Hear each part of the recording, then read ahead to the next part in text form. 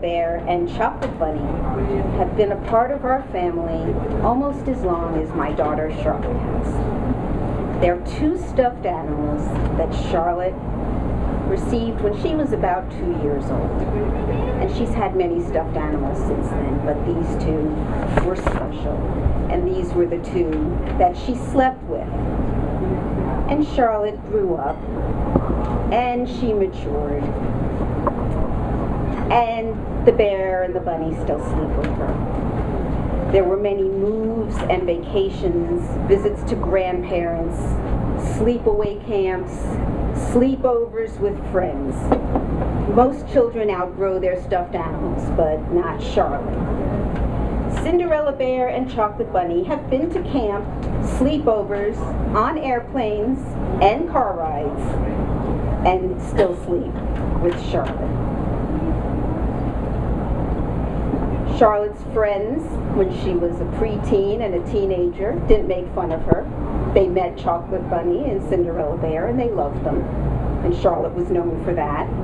Grandparents expected her to come off the plane with the bear and the bunny in her arms, no matter what age. And they've become part of our family. It was quite a few years ago, and we were visiting my mother-in-law. And my mother-in-law asked Charlotte if she could wash Cinderella Bear and Chocolate. And I was really scared, because at that point I thought the dirt was the only thing holding them together. But they were bundled with towels.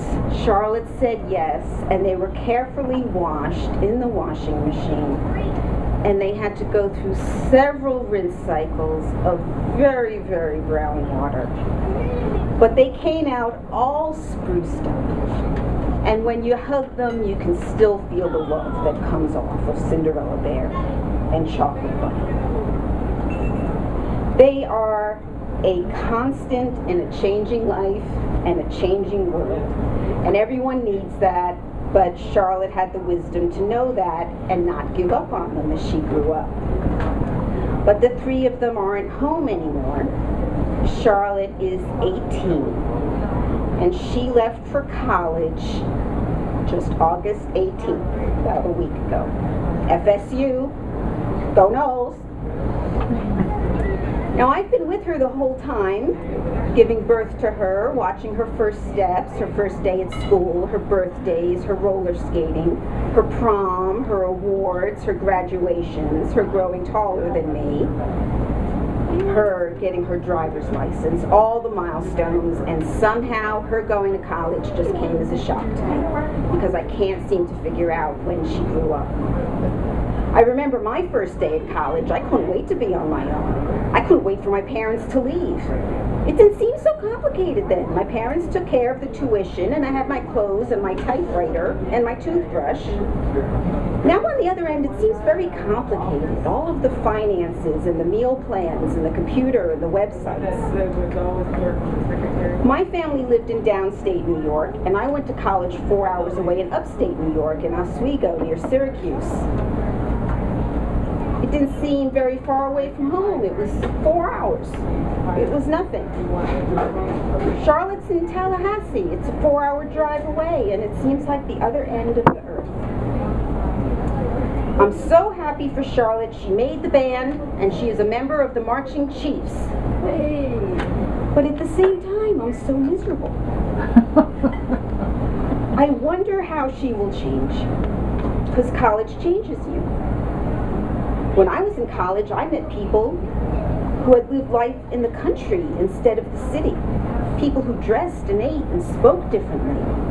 I met my husband at college. He was one of those odd country people. And that ended up changing my whole life. Will Charlotte fall in love while at college? I don't know. She sure is lovable. I clearly remember having 2 little girls in diapers and making formula and wrestling with the car seats and the temper tantrums and the runny noses and the non-stop noise and the questions and the lack of sleep and the lack of sanity. And if you asked me then if I would enjoy one of them going off on their own, I would have handed you both and cheered. And the day finally came. and I wasn't cheering. This is a time when you look back at how you raised your children, and I look back and I'm really relieved that Charlotte survived in spite of all the mistakes I made. I must have done more things right than I thought. She's cheerful, she's easy to be with, she's majoring in biology and education with a minor in chemistry. She wants to be a high school biology teacher, and we all know she will succeed. I know she's been a great teacher to me, even though it should be the other way around.